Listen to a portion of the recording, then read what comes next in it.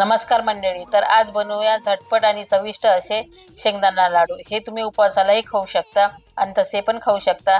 तर त्यासाठी मी इथे 1.5 वाटी शेंगदाणे घेतलेले आहे आणि 1 वाटी गूळ हा किसून घेतलेला आहे। तर शेंगदाणे हे आपण कमी गॅसवरती खरपूस असे भाजून घेऊ। गॅसचा फ्लेम लो करून घ्यायचा। तर खरपूस असे शेंगदाणे भाजून झालेले आहे। आता आपण याला एका मिक्सरच्या भांड्यामध्ये काढून घेऊ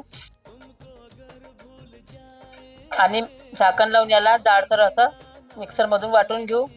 आता याला मिक्स करून घेऊ। नंतर यामध्ये गूळ टाकू आणि बाइंडिंगसाठी 1 चमचा तूप टाकलेला आहे। आता याला एकदा मिक्सरमधून काढून घेऊ। मिश्रण हे मिक्सरमधून काढून घेतलेले आहे। आता आपण याला ताटामध्ये काढू। हाताने याला छान एकजीव करून घेऊ। मिश्रण हे एकजीव झालेलं आहे। थोडं मिश्रण हातामध्ये घेऊन याचे लहान लहान लड्डू बांधून घेऊ। हे लड्डू तुम्ही उपवासालाही खाऊ शकता आणि उपवास नसेल तर हे आरोग्यासाठी उत्तम आहे, तेव्हाही हे लड्डू तुम्ही खाऊ शकता। लहान मुलांना लड्डू खायला खूप आवडतात। तुम्ही जर असे लड्डू घरी बनवून ठेवले तर रोज एक लड्डू तुम्ही लहान मुलांना व स्वतःही खाऊ शकता। आता आपण याला एका प्लेटमध्ये काढून घेऊ। हे लड्डू तुम्ही प्रवासातही घेऊन जाऊ शकता। तुम्ही बघू शकता आतमधून लड्डू हा एकदम सॉफ्ट असा तयार झालेला आहे। अशाच घरगुती आणि सोप्या रेसिपी पाहण्यासाठी सविताज किचन मराठीला सबस्क्राईब करा।